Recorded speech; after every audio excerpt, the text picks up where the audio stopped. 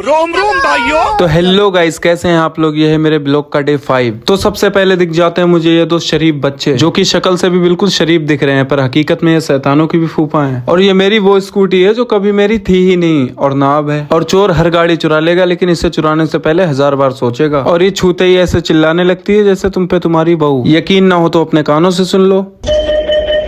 बड़ा गौर से सुन रहे हैं भाई साहब, सेम कंडीशन है क्या। फिर आ गया मेरा प्यारा सा बाबू, जिसे एक किस्सी दे दी तो भाई जब भी बोल रहा, वरना वो भी नहीं। और ये भाई साहब तो पटाखे लेके ऐसे चलते चले आ रहे जैसे मेरा लड़का हुआ हो। चलो कोई नहीं, दिवाली में काम आएंगे। फिर हो जाता हूँ मैं फटाफट से रेडी। आप लोग कमेंट में बताओ मैं कैसा लग रहा हूँ। मैं तो हो गया था निकलने के लिए रेडी, बट भैया के ऑफिस में क्लाइंट बैठे हैं। फिर क्या, भैया के आने के बाद हम लोग सीधे निकल लिए तहसील तो आ जाते हैं, लेकिन मुझे एक बात समझ में नहीं आ रही, ये बंदर रो रहे हैं सदमे में। फिर क्या, मैंने भी फटाफट निपटाया अपना काम। फिर हम लोग चले गए कुछ खाने पीने के लिए। खाने पीने के बाद सीट पे बैठ भी नहीं पाता हूँ जब तक आ जाते हैं शिवम भाई। फिर हम लोग निकल जाते हैं सीधा मार्केट की ओर, क्योंकि मुझे और शिवम भाई दोनों को अपने फोन का बैक कवर चाहिए। फिर हम लोग चले जाते हैं पहली दुकान पे, जहाँ शिवम भाई को तो मनचाहा माल मिल गया, बट मेरे फोन का एक ही कवर था, वो भी मुझे पसंद नहीं था। फिर हम लोग चले जाते हैं दूसरी दुकान की तरफ, जहाँ शिवम की शक्ल देख के ही हम लोगों को निकाल दिया जाता है दुकान से बाहर। फिर उल्टे पांव हम लोग चले जाते हैं तीसरी दुकान पे, लेकिन कवर भाई साहब वहाँ भी नहीं मिला। फिर हम लोग जा ही रहे थे जब तक शिवम भाई बोले कि लस्सी पी लो। फिर मैंने भी बोल दिया